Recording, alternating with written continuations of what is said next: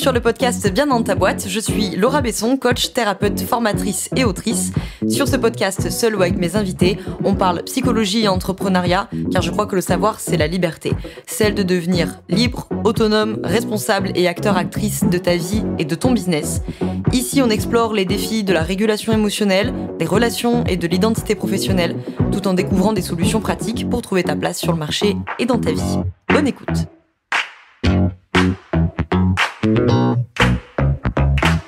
Bonjour à toi, bienvenue dans ce nouvel épisode du podcast Bien dans ta boîte. Aujourd'hui, je te retrouve avec un nouvel épisode, comme tu l'as vu dans le titre, où on va parler de la thématique de l'épuisement dans l'entrepreneuriat et plus précisément, bien entendu, de comment ne pas s'épuiser dans l'entrepreneuriat. Bon, c'est un vaste sujet, on va pas se mentir. Il y aurait beaucoup de choses à dire. Donc aujourd'hui, dans cet épisode, afin qu'il ne dure pas 4h30, nous allons plutôt faire balayer, on va dire, 4 grands axes, 4 grandes thématiques sur cette question de l'épuisement. C'est quelque chose dont j'ai quand même pas mal parlé dans mon livre qui s'appelle Transforme ta vie d'entrepreneur, qui est sorti il y a quelques mois. On te met tous les liens dans la description si tu veux pouvoir voir un peu ce que c'est et éventuellement te le procurer ou l'offrir, je dis ça comme ça, pour les fêtes de fin d'année, et ou te l'offrir à toi ou l'offrir à des gens autour de toi. Et voilà, donc ce bouquin, c'est vraiment l'encyclopédie, si je puis dire ça comme ça, sans vouloir être présomptueuse, des thématiques bien-être au travail des entrepreneurs et des entrepreneuses. Je l'ai vraiment écrit pour répertorier tout ce que je voyais passer le plus souvent. Et donc forcément, la thématique de l'épuisement, c'est un peu une thématique fil rouge dans l'entrepreneuriat. Je ne t'apprends rien. Dans mes notes, je regarde mes notes pour ceux qui m'ont pas en vidéo, c'est pour ça que ça me décale du micro. 1, 2, 3, ouais c'est ça, j'en ai mis 4. 4 grandes thématiques. Donc la thématique de l'épuisement, ou du non-épuisement si possible plutôt, quand on est entrepreneur ou entrepreneuse. Déjà, je vais attaquer, non parce que je vous vois venir, d'être en mode oui ça va Laura, je sais, les émotions, prendre soin de soi, machin. Oui, on va en parler après. Et pour une fois, je vais attaquer avec, je vais être un petit peu matérialiste au sens philosophique de la chose, pour attaquer avec une notion business, pratico-pratique, organisationnelle, c'est la question du business model. Et si tu es en train de te dire, qu'est-ce qu'elle raconte, Besson, what the fuck? Le lien, c'est que il faut, pour ne pas s'épuiser dans l'entrepreneuriat, il faut avoir pensé, ou repensé, parce que bien sûr, nous sommes souvent amenés à le repenser, un business model réaliste, et qui soit tenable dans le temps. Ce que je veux dire par là, notamment pour les professionnels de l'accompagnement qui m'écoutent, je sais que vous êtes nombreux et nombreuses. Quand tu as un business model du type, je vends une séance de coaching, de consulting, de thérapie, peu importe, X euros. Bon, le business model est simple. Il a le mérite d'être simple, il a le mérite d'être efficace, il a le mérite d'être rentable rapidement, tu donnes ton heure, tu récupères tes sous, et il a le mérite aussi d'être très clair pour ta cible. Parce que c'est un business model que tout le monde connaît, que tout le monde comprend, et que les gens ont l'habitude d'utiliser, entre guillemets, de pratiquer avec n'importe lesquels de leurs praticiens. Mais il a l'inconvénient, pour la majorité des pros de l'accompagnement, d'être absolument intenable sur le long terme. Parce que, nécessairement, quand tu auras vendu tout ton temps, quand ta boîte sera suffisamment développée, et que tout ton temps sera vendu, tu seras, du coup, nécessairement à une limite, à un plafond de chiffre d'affaires, à un plafond de nombre de clients, et puis tu vas très probablement te retrouver avec la problématique de ne plus avoir le temps de t'occuper de ton entreprise ou de faire autre chose. Au mieux, c'est très chiant et très ennuyant. Au pire, ça peut coûter le développement de l'entreprise puisque du coup, on n'a plus de temps pour faire autre chose que de dispenser ses coachings, ses consultings, ses séances de thérapie, etc., etc. Et du coup, ça va rentrer dans la thématique de l'épuisement. Parce que, soit ça va impliquer qu'en fait, tu es en rendez-vous client tout le temps. Et évidemment, ça peut être épuisant. Après, il y en a probablement parmi vous pour qui c'est très bien. Je pense à beaucoup de nos confrères et consoeurs psychologues, par exemple, qui travaillent en libéral, et ça leur convient très bien. Ou de beaucoup de thérapeutes, etc. Et ça leur convient très bien. Formidable. Mais si ça ne te convient pas, évidemment, un des risques, ça va être l'épuisement, parce que du coup, tu vas être tout le temps en séance et ça prend beaucoup d'énergie. L'épuisement peut aussi venir, comme je l'ai dit juste avant, pas tant du fait d'être en séance que du fait d'être tout le temps en séance, et que donc le reste du travail, la communication, le marketing, la stratégie, le développement, la comptabilité, blablabla, ça doit être fait. Donc soit ça va pas être fait, du coup la boîte va pas avancer, et du coup tu vas pédaler dans la semoule, et donc l'épuisement peut venir de là parce que ça va te décourager, ça va te démobiliser, tu vas avoir la sensation de travailler tout le temps parce que tu vas travailler tout le temps et qu'au final ça n'évolue pas comme tu voulais, voire ça régresse, il peut y avoir de l'épuisement ici, ou l'épuisement peut venir du fait qu'en fait tu vas quand même vouloir faire tout ça, et tu vas faire tout ça les week-ends, tu vas faire tout ça les jours fériés, tu vas faire tout ça le soir, et donc nécessairement au bout d'un moment mathématiquement, tu vas te retrouver en épuisement. Ok. Donc la thématique du business model, mon propos n'est pas de dire, je le répète tout le temps dans le programme business que j'ai créé, dans le programme Omega, donc pour les pros de l'accompagnement qui veulent créer justement un business d'accompagnement qui leur ressemble mais qui soit aussi solide, rentable et différenciant. La question du business model, il s'agit pas de s'arc-bouter avec ça avant même d'avoir commencé. Commencez avec des business models simples, faciles, ça vous permet de tester le marché, ça vous permet de voir si ça marche. On est d'accord. Par contre, pour les professionnels de l'accompagnement et les entrepreneuses qui m'écoutent ici d'une manière générale, la thématique de l'épuisement, elle peut venir du fait que vous avez un business model qui n'est plus à jour, tout simplement. Peut-être qu'il a été super efficace et conséquent à un moment donné de votre business et que ça l'est plus aujourd'hui et que du coup, peut-être c'est pas tenable, en fait. C'est pas tenable en termes d'énergie, ou alors c'est tenable en termes d'énergie, mais ça a des conséquences et des répercussions qui, elles, sont très coûteuses en énergie. Et donc, vous pouvez, bien entendu, vous y épuiser.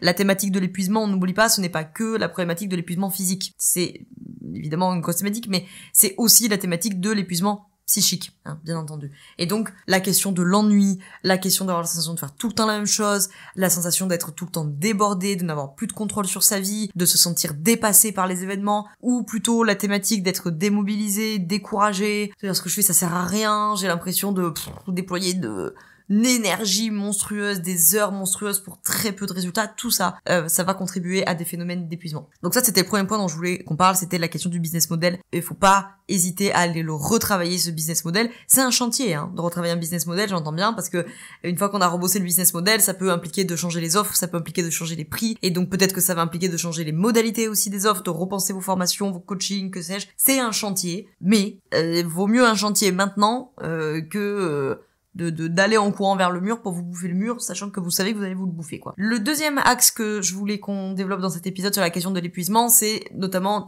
trigger warning pour toutes les positions de prédilection de sauveurs parmi vous. Sauveurs et sauveuses, bien entendu. J'en ai déjà parlé à plusieurs reprises, donc je vais peut-être pas y passer un quart d'heure. On va te mettre dans la description plein de liens vers des épisodes sur la position du sauveur que j'ai déjà fait, comme ça tu pourras aller les écouter si tu veux.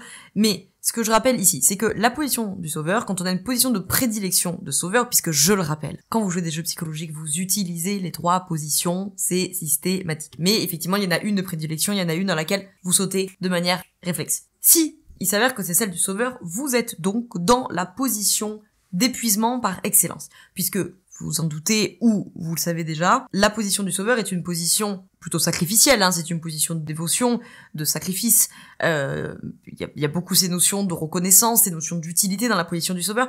Et donc, rappelez-vous, pour celles et ceux qui m'ont déjà écouté en podcast ou qui m'ont eu en formation, la position du sauveur est une position qui endette les systèmes dans lesquels il fout les pieds. Puisque comme il va tout donner, son temps, son argent, son énergie, tu vois, commencer à se dessiner la question de l'épuisement, et qu'il va tout donner précisément à des personnes qui ne le lui ont pas demandé, puisque si on me l'a demandé, et que je lui réponds, je suis en adulte, je ne suis pas un sauveur. Donc la thématique précise du sauveur, c'est par définition, on ne me l'a pas demandé. J'ai appris toute mon enfance à anticiper les besoins et les émotions des autres. Les besoins et les demandes plutôt des autres, et donc à décrypter leurs émotions. Et donc j'anticipe constamment pour me mettre dans cette position de sauveur la plupart du temps face à des positions de victimaires. Bon, donc j'endette les relations puisque du coup, je passe mon temps à tout donner à des gens qui me l'ont pas demandé, qui forcément, nécessairement, un jour vont me dire « M'emmerde pas, je ne t'avais rien demandé ». Et là, ça va partir en sucette, parce que la plupart du temps, les positions de sauveur, elles finissent toujours, à un moment donné, par envoyer la facture, de dire « Avec tout ce que j'ai fait pour toi, franchement ». Et à quel moment le sauveur envoie la facture? Il envoie la facture précisément quand il rentre dans une position d'épuisement. Parce que c'est mathématique, le sauveur, il donne tout à tout le monde tout le temps, lui, il passe en dernier. Et encore, je suis gentil s'il passe en dernier parce que des fois, il passe pas du tout dans la chaîne. Donc forcément, il finit en épuisement. Et donc forcément, il finit par envoyer la facture en disant, soit il va basculer dans une position victimaire en disant, et j'en ai marre, je fais tout pour tout le monde, et moi on me le rend jamais, et quand même, les gens ils sont pas cool, blablabla, position victimaire. Ou alors, il se slidera, il se déplacera sur la position du persécuteur en envoyant bouler tout le monde. Quoi qu'il en soit, il y a un moment où il va rentrer en épuisement. Les positions de sauveur sont des positions qu'on retrouve très très très très souvent dans les thématiques d'épuisement, voire dans le pire des cas malheureusement dans les situations de burn-out professionnel, parental, etc. Forcément puisque c'est une position qui donne tout. Et ça c'est un truc mathématique que je dis à mes élèves dans la formation posture d'accompagnement, posez la question aux positions de sauveur de ce qu'ils donnent dans leur relation, et c'est mathématique et systématique. Ils vont vous dire que ce qu'ils donnent dans leur relation, c'est qu'ils donnent leur temps, puisque la disponibilité c'est un des piliers de la position du sauveur, et qu'ils donnent leur énergie. Et après ils vont vous dire plein de choses, hein. Ils vont vous dire qu'ils donnent leur sympathie, qu'ils donnent leur attention, qu'ils donnent leur écoute, qu'ils donnent leur soutien. Bon bref, tout ça c'est la thématique du sauveur, hein, de toute façon. Mais ils donnent leur énergie. C'est mathématique. Ils se retrouvent souvent à être moteurs des relations, et donc au bout d'un moment ils les endettent et ils sont au bout du rouleau, c'est le cas de le dire, et donc ils vont envoyer la facture. Bref, donc attention pour parmi vous les personnes qui ont des positions de prédilection de sauveurs et de sauveuses. C'est un risque important, hein, la thématique de l'épuisement dans les positions de sauveur. Donc là, ça vaudra vraiment le coup d'aller faire tout un travail de fermeture de territoire psychique, de savoir poser des limites, d'apprendre à dire non. Tout le travail d'affirmation de soi, on peut le faire en coaching, bien entendu, on te met le lien dans la description. Et j'ai fait 2 masterclass, là, pour le coup, qui peuvent t'aider, dont les replays sont gratuits. Dont je vous parle souvent, qui est apprendre à s'affirmer. Donc c'est une conférence que j'ai donnée d'1h30, c'est totalement gratuit, on te met le lien dans la description. Et puis j'en ai fait une sur la position du sauveur en particulier. Donc c'était plus à destination des pros de l'accompagnement pour accompagner à sortir des positions de sauveur, mais ça peut t'intéresser, même si t'es pas pro de l'accompagnement. Ensuite, qu'on revienne sur ma question de l'épuisement. Quand on est entrepreneur, il y a aussi vraiment une thématique marathonienne, c'est-à-dire que on a des moments de sprint, hein, quand on est entrepreneur, parce qu'on a un lancement, parce qu'on a un nouveau produit, parce qu'on a une collaboration, parce qu'on a un recrutement, etc. Mais l'aventure entrepreneuriale au sens large, c'est évidemment un marathon, évidemment. Et donc, il faut quand même ménager la chèvre et le chou, là, pour ménager ses forces et qu'on puisse tenir dans le temps. Parce que si on se crame dès le début, on va plus avoir de jus pour la suite. Et le reste les années passant, il faut trouver un équilibre. Alors je le rappelle, l'équilibre c'est pas quelque chose de statique, hein.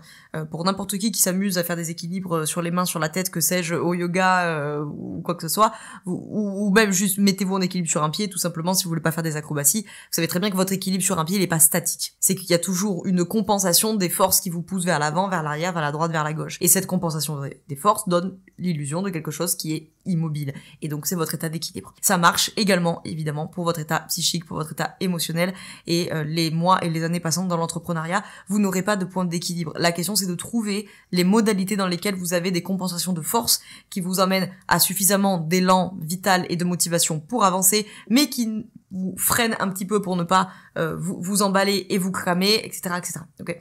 Donc il faut vraiment garder ça en tête. L'entrepreneuriat, il va falloir tenir sur le moyen terme et surtout sur le long terme. Okay. C'est quelque chose qu'on perd un petit peu de vue avec les années, puisqu'évidemment le néolibéralisme implique des transactions de plus en plus rapides, des boîtes, on en a parlé pendant plusieurs années chez les startups, les boîtes des licornes, okay, qui sortent d'un coup et qui brassent des milliards de chiffres, des millions en l'occurrence là, des milliards de chiffres d'affaires, et qui des fois disparaissent très très rapidement, hein. Voilà. Donc là, il va falloir, a priori, pour la plupart d'entre vous, j'imagine que vous êtes plutôt là dans une perspective de moyen terme, voire de long terme. Et donc, il faut garder ça à l'esprit. C'est un marathon. C'est pas la peine de se cramer. Mettre des coups d'accélérateur, ça arrive, bien entendu, mais après le coup d'accélérateur, il faut qu'il y ait un espace de vide, il faut qu'il y ait un espace de repos, il faut qu'on puisse se recharger. J'ai même envie de dire, je préfère l'inverse, c'est qu'il y ait des temps de repos et de recharge avant de devoir mettre des coups d'accélérateur, mais des fois, le coup d'accélérateur, il est imposé par l'extérieur, on n'a pas le choix. Donc, il faut qu'il y ait une homéostasie, hein. Il faut penser, désolé, c'est la systémicienne qui parle, mais il faut penser que vous êtes un système. Vous. Et votre entreprise aussi. Et vous faites partie du système de l'entreprise. Et comme tous les systèmes, vous avez une régulation, une homéostasie, qui sont des alternances de morphostase et de morphogénèse. Si tu comprends rien à ce que je raconte, pas de panique, on verra ça en détail dans la formation à la posture, et notamment dans la formation niveau 2, donc la formation posture niveau 2, pour ceux qui veulent progresser en systémique. Je te mets les liens dans la description pour les pros de l'accompagnement que ça intéresse. Comme ça, je prends pas 3 heures à en parler ici. Et donc, il y a une homéostasie, il y a un équilibre, il y a une régulation. Il faut penser cette notion-là, entre guillemets, marathonienne. Il faut ménager ses efforts sur le long terme. Et donc, j'en arrive aux 2 derniers grands piliers sur cette thématique de l'épuisement, c'est de prendre soin de soi, et puis les thématiques émotionnelles et relationnelles. Dans le prendre soin de soi, je vais pas m'étaler pendant 3 heures parce que j'en ai beaucoup parlé dans le livre et notamment dans la première partie. Prendre soin de soi. C'est bien beau le dev perso, c'est bien beau la psycho. Je vais pas prêcher pour ma paroisse en plus en disant ça, puisque moi je suis plus sur les thématiques psychiques que physiques, mais prendre soin de soi, ça démarre par le physique, c'est-à-dire le sport, l'activité physique en tout cas, l'alimentation et le sommeil. Ça, c'est le minimum syndical, c'est le b.a.-ba. Si déjà ça, c'est pas ok, si ça on s'en occupe pas, ça vaut pas le coup de vous casser la tête avec 8 jours de rituels, de pleine lune, de journaling, de je sais pas quoi, de stratégie, de tableau Notion, machin. Mais en fait, si tu es fatigué, il va rien se passer de miraculeux dans ta routine journaling ou je ne sais quoi. Hein. Donc, évidemment, j'en ai parlé dans le livre, j'en ai parlé dans des épisodes de podcast aussi, il faut dormir. On est sur le conseil vraiment niveau 0, on est sur le béaba, mais on l'oublie. On l'oublie dans les périodes de rush, on l'oublie dans les périodes où on est stressé, des fois on dort pas assez et ou pas assez bien. Et après, on se casse la tête toute la journée en disant je comprends pas ce que j'ai en ce moment, je suis pas motivée, j'en ai marre, machin. Bah oui, t'es fatigué en fait. Hein. Bon, et je parle pas, bien entendu, des personnes qui ont des problèmes vraiment de sommeil, de troubles du sommeil, puisque là, bien entendu, il faut vous rapprocher de votre médecin et ou des jeunes parents à qui on adresse tous nos vœux de soutien pour traverser cette période-là. Pour les autres, il faut dormir. Il faut dormir, il faut bien manger. Je suis désolée, c'est des conseils bateaux, on vous les a répétés à tort et à travers, mais c'est vrai. C'est-à-dire que le premier sujet de l'épuisement, c'est déjà qu'il faut prendre soin de vous. Et prendre soin de vous, c'est pas, contrairement à ce qu'on vous répète tout le temps, aller faire une pratique de journaling ou je ne sais quoi. Je dis pas que ça sert à rien, c'est très bien. C'est très bien. Mais il y a des précédents, vous voyez ce que je veux dire. Voilà, tu peux faire tout le journaling que tu veux, tu peux faire même tout le yoga que tu veux. Moi, je suis la première à dire que le yoga, c'est important, bien entendu. Enfin, le yoga, l'activité physique. Mais encore une fois, si t'as pas dormi, c'est pas la peine, tu vas te blesser. Bon. Donc, le sommeil, l'alimentation, vous connaissez la chanson, la pratique physique, je sais que c'est difficile pour beaucoup d'entre vous, pour moi aussi, parce qu'on travaille à la maison, qu'on est assis toute la journée. J'avais reçu un ostéopathe, Yannick Bénet, alors si vous voulez retrouver l'épisode, je ne sais plus quand est-ce qu'il est, en 2021, je crois, quelque chose comme ça, bref. Et où il partageait cette étude qui est effrayante, qui dit qui montre que travailler 8 heures assis par jour, ce qui est le cas de beaucoup d'entre nous, c'est l'équivalent de fumer 1,2 paquet de cigarettes par jour. Le lien, c'est le sang, hein, c'est le fait qu'il y ait pas de circulation sanguine dans le fait d'être assis. Donc vraiment, déjà, et on le sait tous, hein, les périodes où on peut, parce que des fois, on peut pas, moi la première, mais les périodes où on peut bien dormir, bien manger, faire du sport, tout va beaucoup mieux. Donc il faut vraiment pas négliger ça, surtout dans un contexte où on vous rabâche que des trucs psychiques, cognitifs, cérébraux, intellectuels. Encore une fois, hein, je me tire une balle dans le pied. Moi, c'est ce que vous faites chez Bien dans ta boîte, hein, du cérébral. Mais il faut aussi, et prioritairement, avant de ne faire que investir notre cerveau, s'occuper de nos corps, hein, bien entendu. Et donc, dernière chose, et puis on conclura là-dessus, c'est du coup pour arriver sur les thématiques émotionnelles et relationnelles. C'est-à-dire qu'évidemment, dans la thématique de l'épuisement, il y a la question émotionnelle, d'avoir une régulation émotionnelle, une acceptation émotionnelle qui fonctionne bien, entre guillemets, que ces sujets aient pu être travaillés s'ils ont besoin d'être travaillés, ne serait-ce que déjà appréhendés. Alors là, c'est pareil, il y a pléthore d'épisodes sur le podcast. On peut pas, dans la description, là, tous vous les recenser parce que il y a 6 ans d'épisodes. Enfin, les thématiques émotionnelles et relationnelles, c'est mes spécialités, donc forcément, il y a que des épisodes en lien avec ça, donc on pourra pas tous les recenser, mais n'hésitez pas à fouiller si vous êtes nouveau ou nouvelle sur ce podcast. Donc, évidemment, les émotions, évidemment, c'est très important. Et c'est très important parce qu'évidemment, ça va aller avec beaucoup de thématiques qui sont liées à l'épuisement, hein, puisque les émotions, ça va être en lien avec le syndrome de l'imposteur, ça va être en lien avec les thématiques de procrastination, c'est évidemment en lien avec les thématiques du stress, etc., etc. Et les thématiques relationnelles, puisqu'évidemment, ce qui peut nous épuiser parfois, c'est pas tant notre entrepreneuriat, c'est pas tant ce qu'on a à faire, pas à faire, c'est le relationnel avec les clients, les clientes ou les associés, les prestataires, les équipes, bref, les relations professionnelles qui vous entourent, et ou les relations personnelles. Parce que des fois, ce qui va mener à l'épuisement, c'est que ça va mal dans le couple, c'est que ça va mal à la maison, c'est que ça va mal dans la famille, c'est que votre famille ne comprend pas ce que vous faites, ne vous soutient pas, votre famille, vos amis, votre amoureux, votre amoureuse, que sais-je, hein, bref, vos relations personnelles, ok. Et donc évidemment, je m'étale pas pendant 3 heures là-dessus, j'en ai déjà parlé 1000 fois, mais un territoire psychique ouvert, c'est-à-dire qu'il n'y a pas une bonne différenciation entre le dedans et le dehors, c'est-à-dire qu'il n'y a pas des limites claires, solides et établies dans votre espace psychique, forcément, vous allez vous retrouver avec des thématiques d'épuisement. Parce que vous allez vous retrouver constamment intrusé dans votre territoire, et ça, c'est épuisant. Vous allez devoir constamment vous défendre de ces intrusions ou de ces possibilités d'intrusion, et donc ça, bien entendu, c'est épuisant. Dans le pire des cas, on va avoir des jeux, enfin dans le pire des cas, dans la majorité des cas, on va avoir des jeux psychologiques, sauveur, victime, persécuteur. C'est absolument épuisant. Et il n'y a que quand vous serez sorti de ces jeux psychologiques que vous allez vous rendre compte à quel point vous passiez une énergie dans ces jeux psychologiques, parce que quand on est dedans, par définition, on se rend pas compte, on n'a pas vécu autre chose, donc on se rend pas compte. Mais quand vous aurez fermé ce territoire psychique, on peut le faire ensemble en coaching, quand vous aurez fermé ce territoire psychique, quand vous aurez des limites solides, claires, établis, qui vous permettent de savoir dire non, de vous affirmer, de poser des limites, de tenir ses limites, de faire respecter ses limites, etc. Oh, vous allez gagner une énergie, monumentale. Et évidemment, dans le pire des cas, des fois on arrive à des situations de conflit, et évidemment ces situations de conflit, je ne vous apprends rien, elles sont évidemment épuisantes. Donc the top of the top ce sujet sur l'épuisement, comme ça vous avez plusieurs axes et vous verrez dans votre thématique personnelle à vous, qu'est-ce qui résonne le plus, par quoi vous êtes concerné ou non. Travailler sur ces thématiques émotionnelles et relationnelles, c'est absolument indispensable pour le soulagement, pour la légèreté, pour la joie, pour retrouver tout ça. Parce que quand vous avez un territoire psychique fermé, vous pouvez enfin être à votre place et vous pouvez déployer, vous pouvez rayonner. Tant qu'il est ouvert, c'est-à-dire que les limites sont pas claires, elles sont mal établies, et donc il y a des jeux psychologiques, il y a de la culpabilité, de la culpabilisation, etc.